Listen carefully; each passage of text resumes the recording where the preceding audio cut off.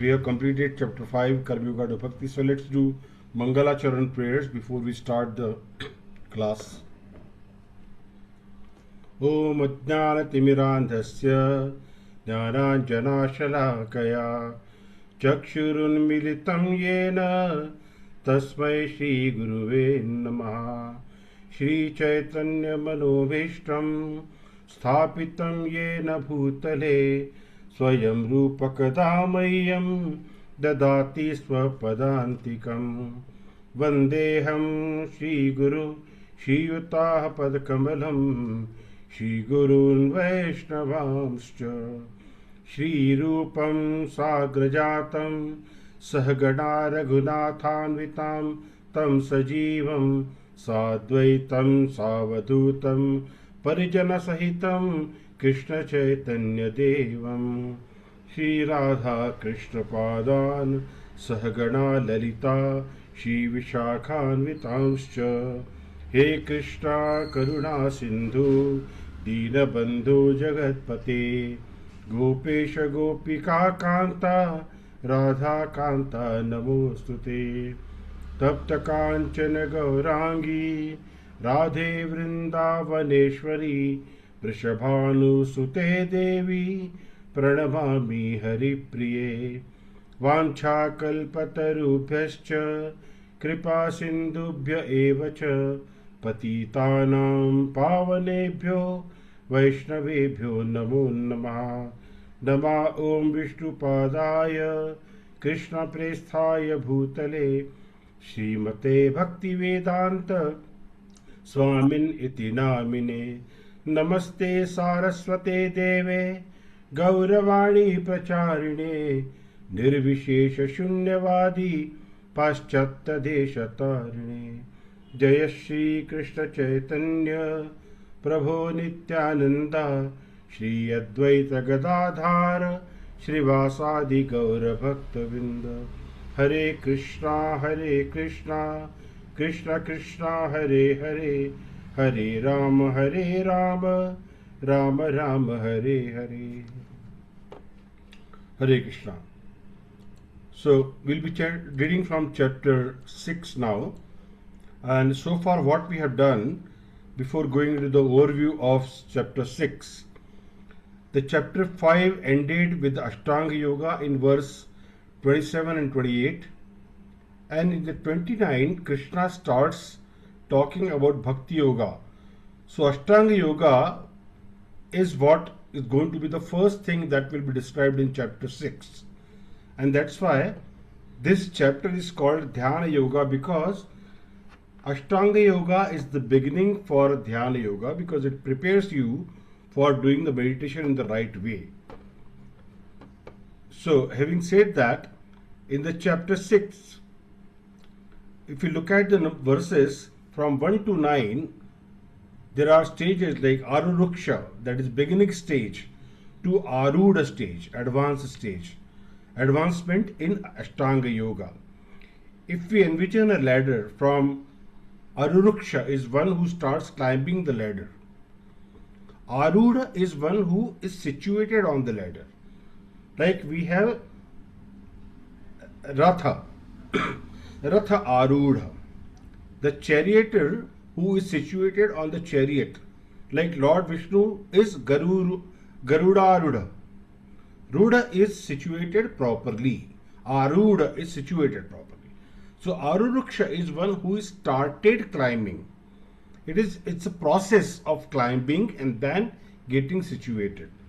So verse number 1 to 9 talks about the process one has to go through by which we can renounce the world. So process in which we are renouncing, that process itself starts from some sacrifice, and that sacrifice which starts from a stage wherein we start to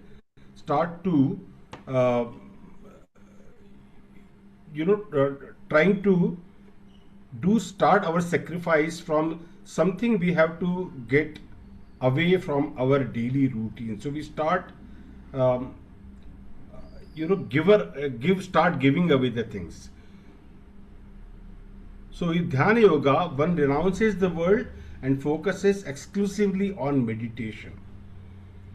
So there is some preliminary purification that is required, which is described in 6.1 to 6.9.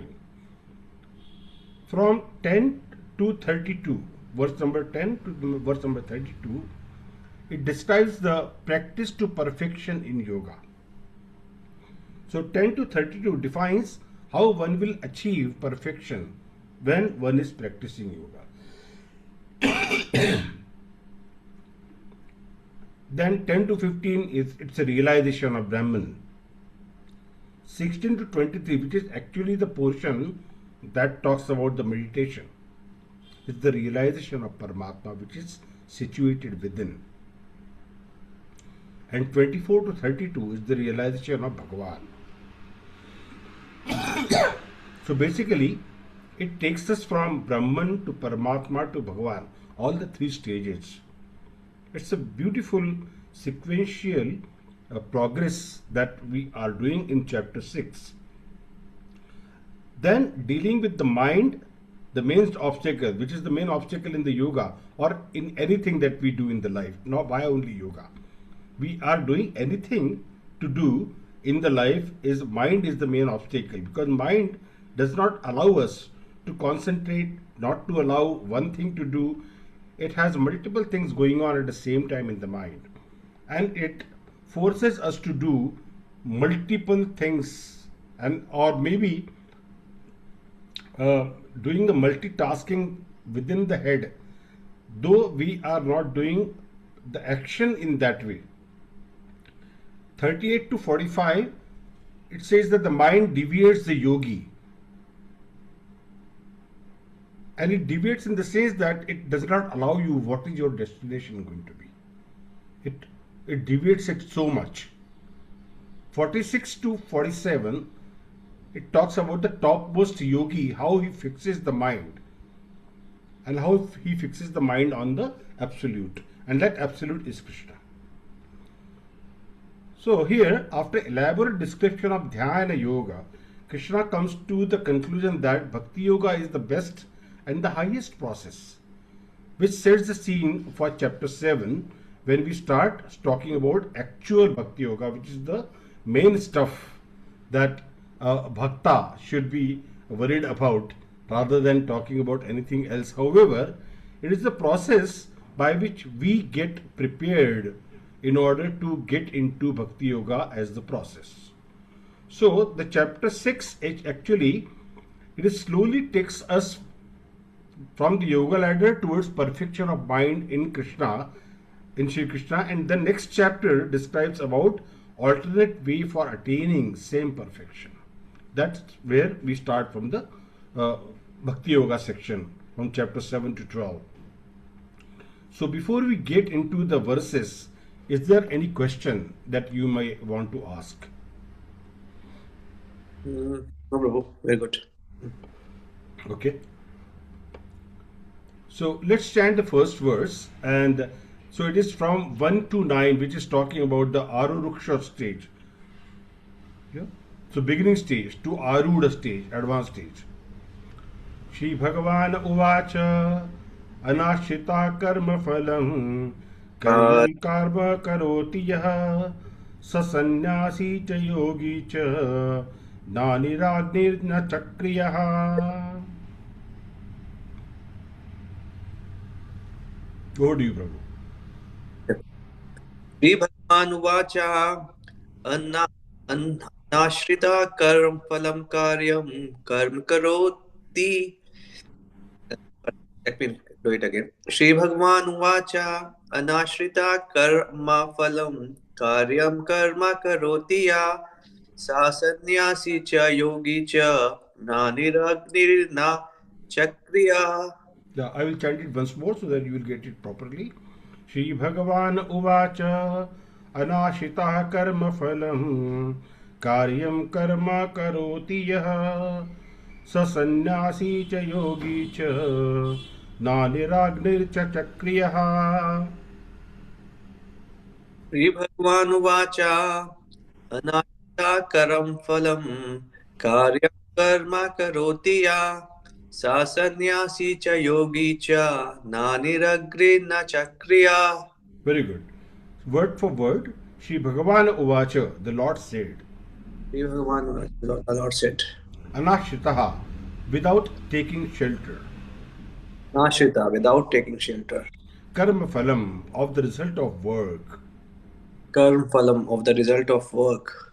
Karyam, obligatory, Karyam, obligatory. Karma, work, Karma, work. Karoti, performs, Karoti, performs. Yaha, one who, Yeah, one who. Saha, he, Saha, he. Sannyasi, in the renounced order, Sannyasi, in the renounced order. Cha, also, Cha, also. Yogi, mystic, Yogi, mystic. Cha, also, Cha, also. Na, not, Na, not. Niha, without, Neha, without. Agni, fire, Agni, fire. Na, nor, Na, nor. Cha, also, Cha, also. Akriyaha, without duty. Kriya, or You can read the translation, Prabhu. the Supreme Personality of Godhead said, one who is unattached to the fruits of his work and who works as he is obligated is in the renounced order of life, and he is truly mystic. Nor not he who lights no fire and perform no duty. Yeah. So Karma Yogi's work does his obligatory work for purification and detach oneself from worldly things. So that is the Karma Yoga principle that we are talking about, right? So what does Karma Yogi do? He does his prescribed duty and does not take the fruits of the work. He offers the fruits of the work to Krishna. And that's how the Karma Yogi does not get attached to the fruits of the work. So it's a so it is called which karma yoga? Sakama karma yogi or akama karma yogi? Nishkama karma yogi. It is nishkama karma yogi, right? Yeah. Yeah. So anashritah karma phalam, one who does the work without taking ashraya of phalam. In this world, people wanted to work and they need motivation for the work. So what is the motivation? If you don't get a salary for the work that you are doing, will you be motivated to do the work anymore? Absolutely not, right? So motivation is the fruit that you get. And they take ashraya of fruit.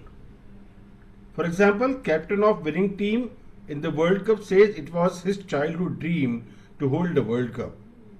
This is his ashritam, karma phalam. One is taking shelter of the fruit of the work.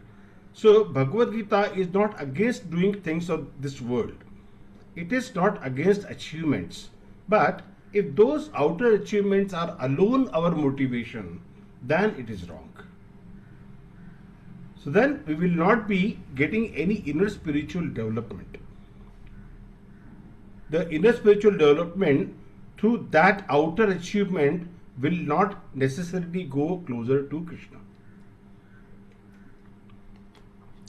So while our ultimate goal is to find Krishna in everything that we are doing, however, there are intermediate situations where what we are doing the work in order to feed our family, we are doing intermediate work in order to gain some higher position of in the material circumstances, material context. That is not wrong.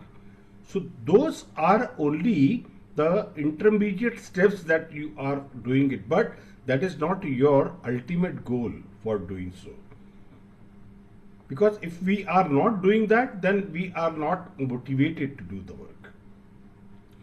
While our main aim is to get to Krishna, our intermediate steps are going to be there in order for us to keep motivated to do the work every day. So Karma Yogi's definition, which was discussed in the 5th chapter, 11th verse, Kayena Manasa Buddhya Kaivaler Indriyair Api Yoginah Karma Kurvanti Sangam Tyaktam Siddhaye. And similarly, that Kayena Vacha Manasendriyarva Buddhyatmanava Prakritir Swabhavat Karoni Yajnam Sakalam Parasmai Narayanaya Prasamarupayami. So, in both the shlokas, what we are doing, we are actually, Krishna is saying that Kaya Vacha Mana, you are putting to ultimately perform the activity for me, and then offering those fruits to me. Narayana Samarapayami. And here in this verse, in 5.11, so Sa Atma Siddhaye. So we are doing Atma Shuddhi in that. A yogi works primarily for purification, not for phala. So Shri Krishna is saying that what yogis has to do in the beginning, anashritah karma phalam. Anashritah phalam. We are not taking the ashraya of the phalam. We are doing the anashrita phalam. Anashrita karma phalam. And then karyam karma karoti yaha. Karyam means prescribed duty. Understanding this is my obligatory duty. Karma karoti. What I am obliged to do, I will do that. So, sannyasi, such a person who is a sannyasi or he is a yogi, such a person is renunciate and also a yogi. It is interesting that Krishna has used the two words sannyasi and yogi together here. Sannyasi cha yogi cha. So such a person is sannyasi and yogi also. In the 5th chapter also Krishna has referred as sannyasi and yogi as two different paths. And in 3rd chapter also he has referred to the same, because both are talking about the Karma Yoga only. At the 5th chapter Krishna has referred sannyasatu moha mahabaho dukkham aptopa tatha. That is the verse, I think 5.6, if I am not wrong. So he talked sannyasa and yoga as two distinct processes. And he has told both ultimately reach to same destination. But a person who tries to practice sannyasa alone without yoga, then what happens? Dukkham apta yogata. So what is the meaning of yoga here, Varun Prabhu? Yoga, like basically, it's yoga. Basically, it's connection with the God, Prabhu. Connect, how to connect. Connection with the God in what sense? That I am doing the work for you, but there are intermediate steps in which I have to work for myself as well. Yes. To achieve something, right? And that achievement is not for myself, but if I keep doing that as a mechanical work, I will not find any happiness in that. And that's the reason I have to keep doing the work in order to achieve some material gain. At the same time, my ultimate goal is to reach out to you, Krishna. And that's nothing wrong in doing so. So Krishna is not saying that it is wrong. Krishna is saying that yes, you have to do it. So, without yoga, then what happens? Dukkham apta yogata. On the other hand, one who practices yoga, yoga yukta munera brahma na chare na adhigacchati. So not after a long time or soon such a person will attain perfection. So in that sense, Krishna has talked about two different processes. And now he is saying essentially it is the same. Cha sannyasi, cha yogi cha. So who is such a person? Who is sannyasi and yogi? Till now Krishna has used the yogi for those persons who do karma yoga only. So we generally think yogi means the person doing yogasana, yama niyama pranayama yogasana and all these processes, one who is doing that is the yogi. Whereas now Krishna is actually simplifying it and bringing a complete definition of a yogi, that is saying that it's not only that, it is the process from where you start and your ultimate goal is to reach out to Krishna. But these are the intermediate steps which you have to follow. So the connection that a yogi maintains with the Lord, so that through that connection With the prescribed duty, one connects to the absolute truth. But Sri Krishna is saying here that both are similar, like sannyasa is disconnection from the material world, and yoga is connection to the absolute truth. That can be done by various ways, and one way is by doing one's work. And that work is for Krishna. So there is nothing wrong in doing that work in that sense. Read that. You want me to read? Yeah. In this chapter, the Lord explained that the process of eightfold yoga system is means to control the mind and the senses. However, Read it from where it says that the parts of the body work for the satisfaction of the whole body, not for a particular. See, if we just. a part Uh, of body works for uh, the satisfaction of the whole body. The yeah. limbs also not act for the self-satisfaction, but for the satisfaction of the complete whole. Similarly, the living entity who acts for the satisfaction of supreme whole and not for the person's satisfaction is the perfect sannyasi, the perfect yogi.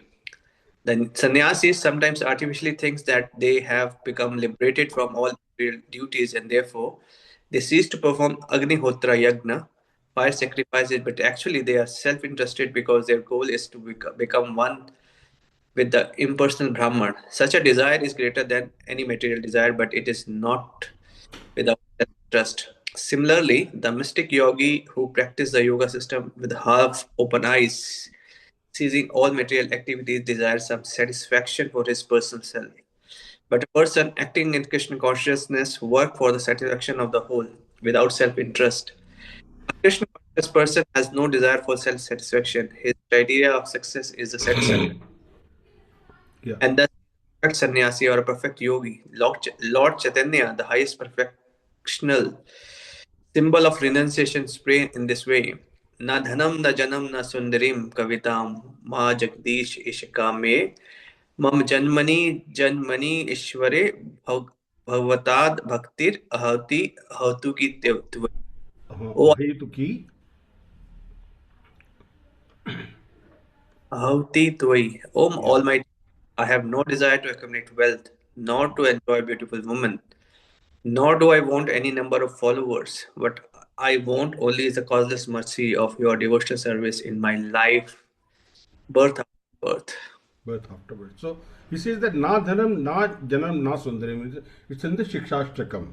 Yes, This it's is what people in general aspire for, that they want wealth, they want followers, they want enjoyable association of opposite sex, attractive members of opposite sex, basically sexual pleasure.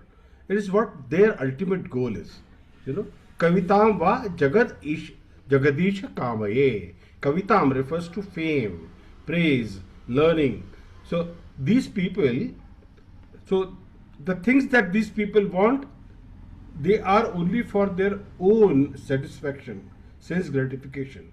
But Chaitanya Mahaprabhu says, I don't want any of these things. It is extraordinary prayers of pure devotion. The Shikshashtakam says that. So, in one sense, first part of this verse is talking about sannyasa. I don't want any of these things. Kavitam va jagadish kamaye. If I don't want all these things, what do I mean? And what do I want then? Sannyasa means rejection and yoga means a connection. So Chaitanya Mahaprabhu says, I want sannyasa from all these things. Then what is the connection I want? I want always connected with devotion. Mama janmani shware. Even I have to go through many lifetime. Bhavatad bhaktir ahetuki tvai. I want to be fixed in devotion. What kind of devotion? Ahetuki apratihata yayatma suprasiddhati. Ahetuki apratihata yayatma suprasiddhati. So unmotivated devotion. That means this connection with Lord, I don't want this to be conditioned because Lord does this for me, so I will do devotion to Him. Ahetuki, without any cause, the selfless cause. This is the example of sasannyasi cha yogi cha, one who is disconnected from world and is connected with absolute truth. So it's a beautifully Chaitanya Mahaprabhu has concluded in his Shikshashtakam. He has not written many granthas or the books, but in his Shikshashtakam he has given such beautiful instructions to all his followers that with few words we can understand the whole.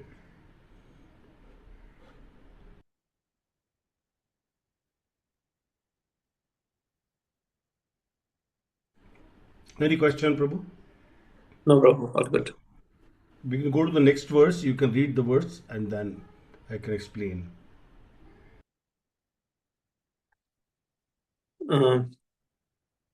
यम संन्यासम इति प्रहुर्योगम तम विधि प्राण्डवा न हि असंन्यासस्ता संकल्पो योगी भवति कश्चन. Translation by Srila Prabhupada.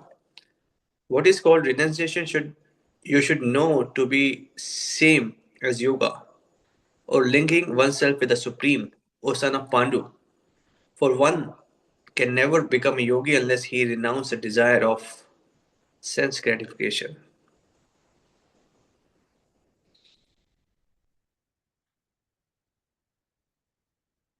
Unmute, Prabhu, unmute.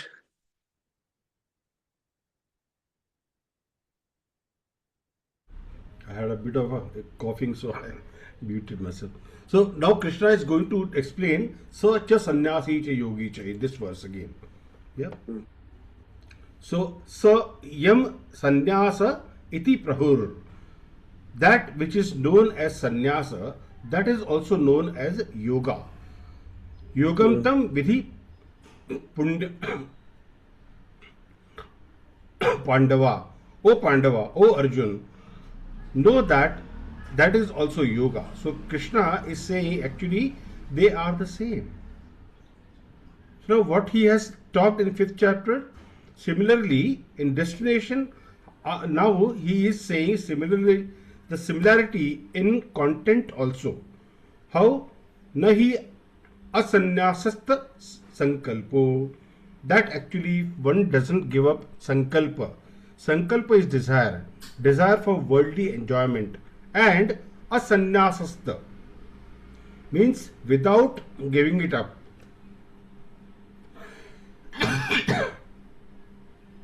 So unless one gives up desire for worldly enjoyment, one cannot be a yogi.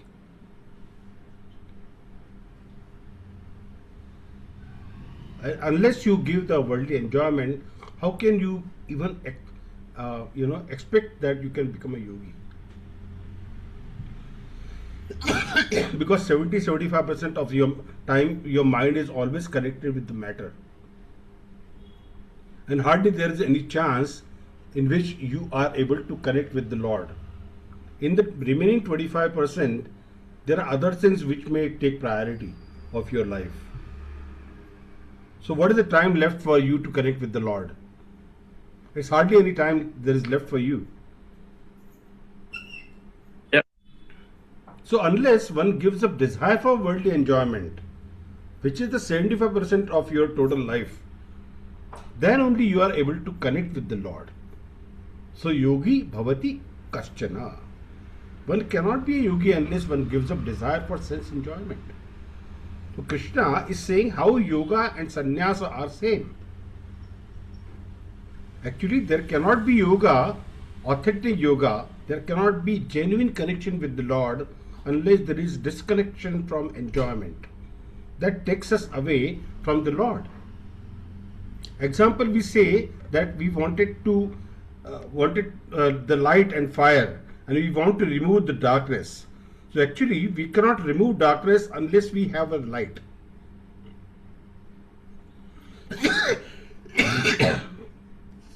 The essential source for the light is fire, and the fire comes from sun. So sun is an essential part which can bring us the fire, and fire is the essential part by which we can get the light. So a ray of light or a complete sunlight, they are one and the same thing. When the light comes, the darkness goes away. So automatically the light goes away, darkness goes away. So the two are connected. So similarly, when sannyasa is there, yoga has to be There. yeah. So both are so connected properly that you cannot remain without. And in the process, what is our preliminary practice for becoming a yogi is chanting Hare Krishna Mahamantra. So the person's devotion is exterior devotion. Of course, chanting is good. Chanting will help. But if chanting is not sincere, that comes in the chapter, in the same chapter, I think 24th verse, Sa Nishchayana Yoktabhyo Yoga Nirvinda Chetasa. There, that's where Krishna talks about, Anirvinda Chetasa he talks about. It's a beautiful verse. And the Anirvinda Chetasa means without having any distraction from whatever chanting or the practices that you are doing in order to serve Krishna are getting disturbed by any outside forces.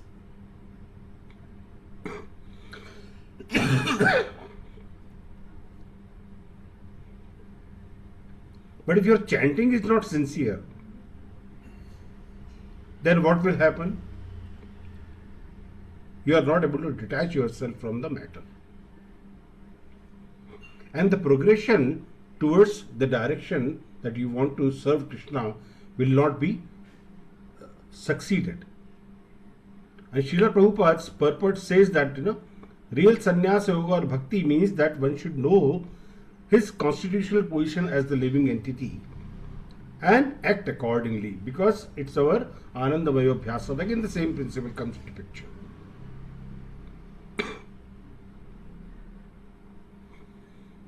So the real aim is for living entities to give up all selfish satisfaction and to be prepared to satisfy the Supreme. That means we work not for our pleasures but for Sri Krishna's pleasure. So in that way, sannyasa and yoga are combined together.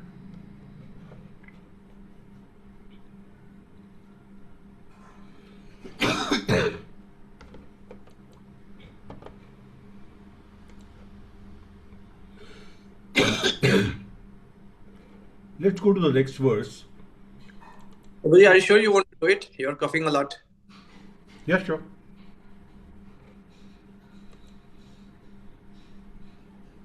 Arukshormuneryogam karma karnam uchyate yogarunasya tasyeva samah karnam uchyate. Very good. Translation by Srila Prabhupada. For one who is a neophyte in Eightfold Yoga system, work is said to be the means, and for one who is already elevated in yoga, cessation of all material activities is said to be the means. So what do we understand from this? So basically, if you are new to the try to understand the Sanskrit meaning of that Arurukshor stage. Arurukshar Muner Yogam. Who is the Muner and what does he do in the yoga process? Aruruksha stage, one who has just begun the yoga system. The one who is just beginning to climb on the yoga ladder. See, as we spoke from 1 to 9, verse number 1 to 9, it is Arurukshato stage to Aruda stage. So it's preparing to climb, and once he's climbed, that is Aruda stage. You are getting my point? Aruda to Aruda stage. So basically, Arurukshato stage to Aruda stage. Yeah. So it's a beginning. So like somebody is getting prepared to climb a horse.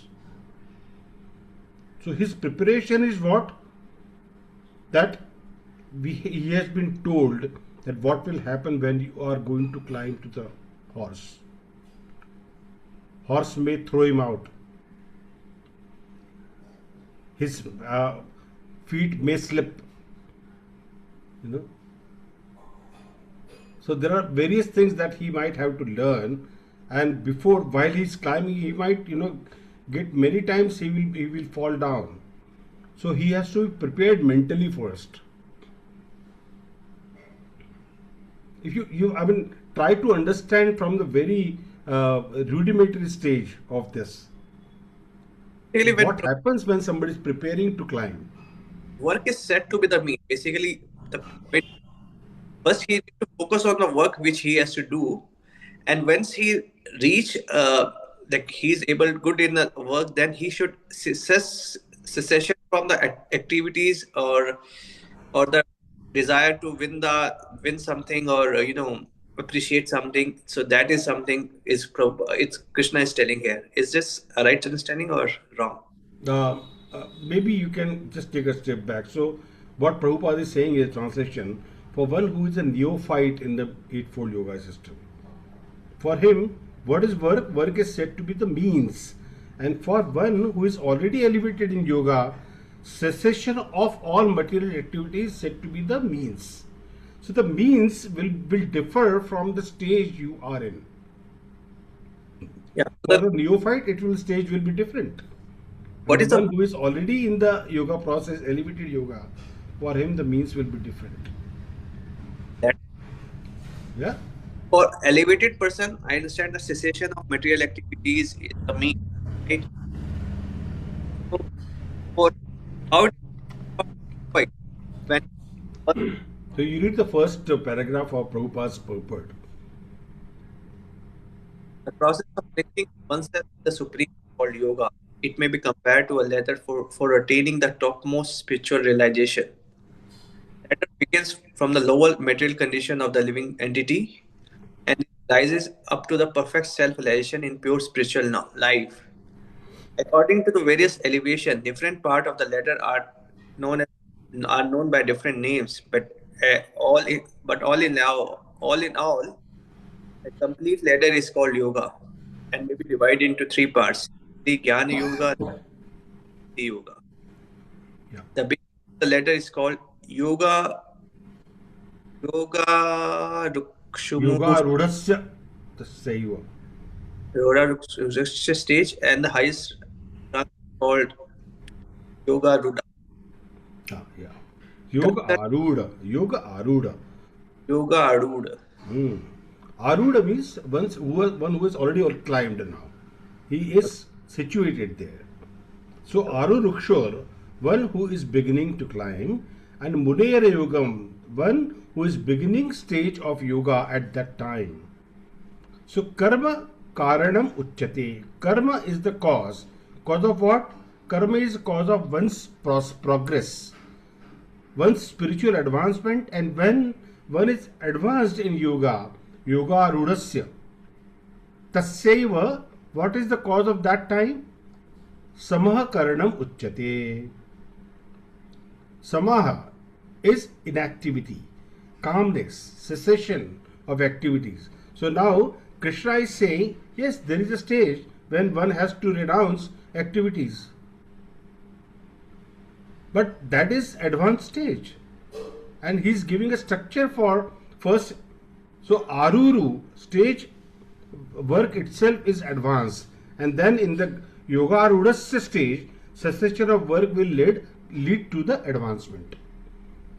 So as per Prabhupada's purport, all such activities lead to achieving perfect mental equilibrium to control the senses. So during the process, what one is getting prepared for is to have a mental equilibrium to control the senses. So that actually the preparation stage. So when one is accomplished in the practice of meditation, he seizes all disturbing elements they are around in order to not disturb the not disturb the brain or our mental activities. So first we regulate our physical activities by doing the Ashtanga Yoga. So what are the stages that we do? Yama, Niyama, Asana, Pranayama. This can be practiced even while someone is in world and doing activities in the world. But once one goes to the level of Pratyahara, which means leaving sense objects, then one cannot live in the world. He renounces the world and focuses on turning inwards. Then comes Dharana, Dhyana, Samadhi, right? So Dharana, Dhyana, Samadhi, that comes later. How it goes? So Yama, Niyama, Asana, Pranayama, Pratyahara. Then comes Dharana, Dhyana, Samadhi. So when we come to Dharana, Dhyana, Samadhi, which are the other progressive stages in which one goes inward, and how much inward? Ultimately it perceives super soul in the heart. It can listen to super soul's orders. It can start talking to the super soul. So that is the meditation and level that we want to go to in the Dhyana Yoga stage.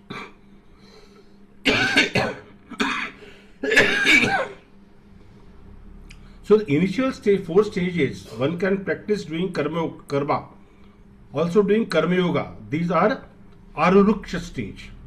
And next 4 involves a person raising to arudha stage. So first and second verse are the preparation stages. If you think, see so, right? They are just progressing to prepare ourselves to get to the level 3 of this process. So that's how the progress happens in a very sequential way of going towards the Yama, Niyama, Asana, Pranayama in the Yoga Ruruksha stage. And the Yoga Rudha stage, which is Pratyahara, Dhyana, Dharana, Samadhi, which comes later. So before that, we are doing the first 4 stages in which we are preparing ourselves with the Yama, Niyama, Asana, Pranayama. So these put together, the 8 processes are the 8 stages of Ashtanga Yoga. In a sense, these 8 rules are applicable in all processes. Then you can compare these stages to any of the material progresses that we are doing in order to achieve perfection, to go to Lord Krishna. Like Yama, Niyama are rules for individual discipline and spiritual discipline. The spiritual discipline, the Yama and Niyama, are sometimes referred to do's and don'ts. So this do's and don'ts, Yama, Niyama, sometimes it refers to as how we regulate ourselves individually and how we regulate ourselves collectively. So both ways, the important points are that we regulate ourselves.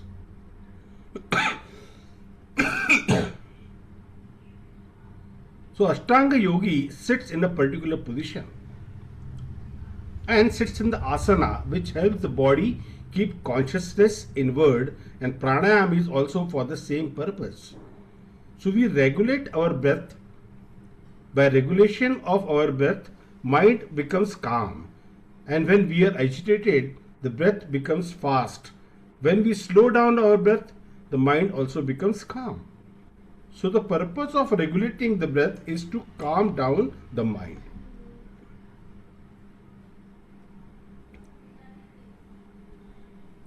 So Krishna is saying when one is on the Yoga Ruksha stage, he will work with the external world, but after that he will stop working in the external world, because once he has reached to the stage of Yoga Rudha, then he is situated to a platform where he doesn't have to worry about the initial 4 stages of Yama, Niyama, Pranayama and Pratyahara.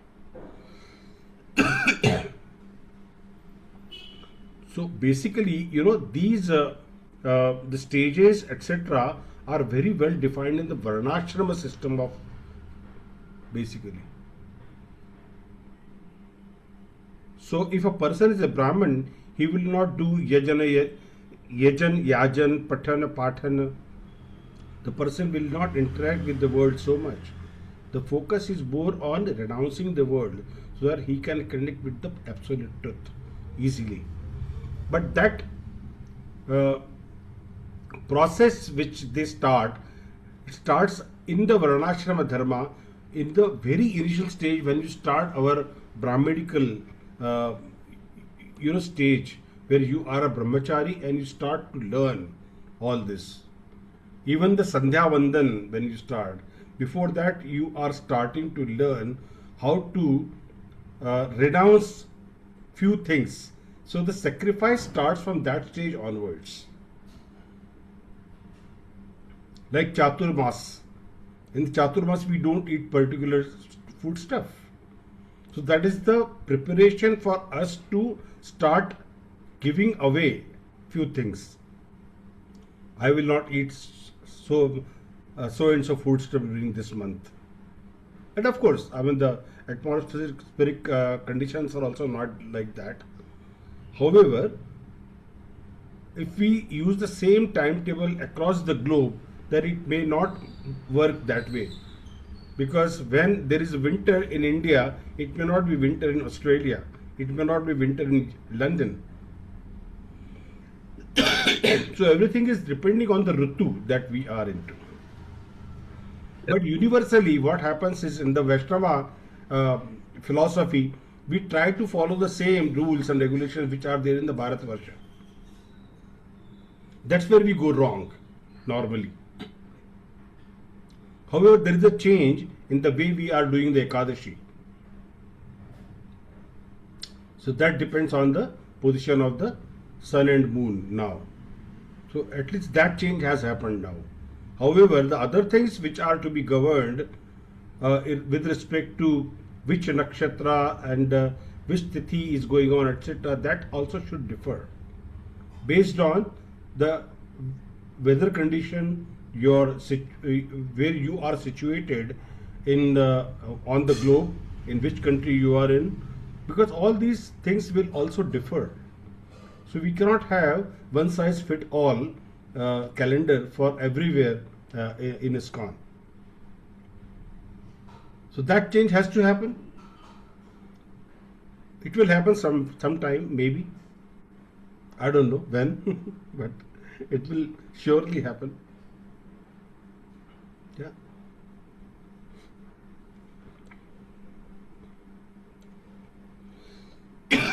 Let's do 6.4. Prabhu, do you want to read or you have a question?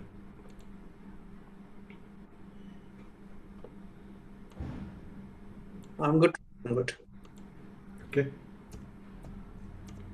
6.4. Yeah. यदा हीनेन्द्रियार्थेषु न कर्मस्व न सुसज्जते सर्वसंकल्पसन्न्यासी योगारूढस्तदुच्यते. यदा हिन्नेन्द्रिया अर्थेषु न कर्मसु अनुसज्जते सर्वसंकल्पसन्न्यासी योगारूढा तदुच्यते. Yeah, you can read the translation and then. Person is to be elevated in yoga when he desires he needs gratification Yeah. ignoring activities.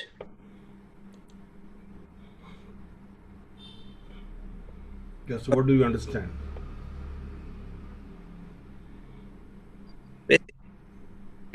If someone is not get impacted by the desires associated by the work done by the person, and the work whatever is doing is free of sense gratification, then that work is said to be yoga. See, it's an elevation from the earlier verse. What we are trying to do, Yoga Ruruksha stage to Yoga Rudha stage. Yoga Ruruksha is preparation to climb. And Yoga Ruda is completely climbed.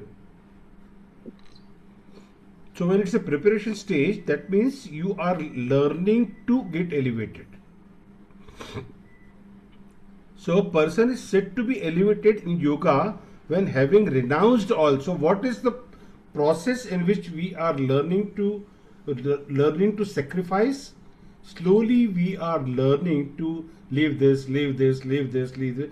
Actually, we are doing the renunciation of the worldly, uh, worldly material things. We are slowly renouncing the world. So that is the process of getting yoga rudha. So in order to have become the yoga rudasya tadochyate stage, arudasya tadochyate. Such a person is situated, such a person is called uchyate, means called, who is called, three characters are described. Yada hi nendriyartheshu. Indriyartheshu means one who is engaged in sense gratification. Na karmasva anusajjate. One who does not engage anusajjate in fruitive activities which will eventually lead to sense gratification. So one is direct sense gratification when we enjoy sense objects. The second is we engage in fruitive activities which will in turn provide sense gratification. And third is one not only give up these two types of activities, it is the direct sense gratification and pursued sense gratification. So because it is not like the sense gratification is only once I get it and then I leave it. No, it is a pursued sense gratification. You have to keep on doing it, keep on doing it. Because you start enjoying that activity. And third is one not only give up these two types of activities, it's a direct sense gratification and pursued sense gratification. And it is quite a serious stage of renunciation. Sarva Sankalpa Sannyasi. So one is given up all desires at that time. The person is Yoga Rudasya Tadochyate. So in this verse, Krishna is saying three characteristics of Yoga Ruda. Sarva Sankalpa Sannyasi, not desiring sense gratification. Na Indriyartheshu, not engaging in sense gratification. And na karma svanu sachuddate, not pursuing sense gratification. Na karma sva nu shachadyate, anusajjate, not pursuing sense gratification. So these three, if you maybe you can divide this into 6.4 A, B, and C. So A will be na indriyartheshu, not engaging in sense gratification. B is na karma swa anusajjate, not pursuing sense gratification.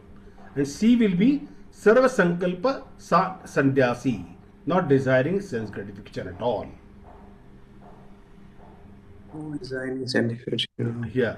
So we have to reach to third stage, basically. But it is better to go in a gradual way rather than jumping onto the final stage of sense anusajjate, So that's how Prabhupada is explaining it, and Krishna has expected us bhakti, a bhakti yogi to do it in this way. So we'll stop here. We'll do a Vaishnava Pranam, and in case you have any question, Prabhu. I have to read through it. But it has a lot of new things. So probably I'll read Yeah, it. you have to read, because this is a very beautiful chapter. However, you have to really read it a lot, because a Yoga Ruda stage and a Yoga Ruruksha stage, once you understand, then it becomes a very easy for you to understand the whole chapter. Yeah? Okay, Prabhuji. वाञ्छाकल्पतरुभ्यश्च कृपा सिन्धुभ्य एव च पतितानां पावनेभ्यो वैष्णवेभ्यो नमो नमः। अनंतकोटि वैष्णववृंद की जय। श्रीमद् भगवद गीता की जय। जगद्गुरु श्रीला प्रभुपाद की जय। गौर प्रेमानंदे हरि हरि बोल. Hare Hare Krishna.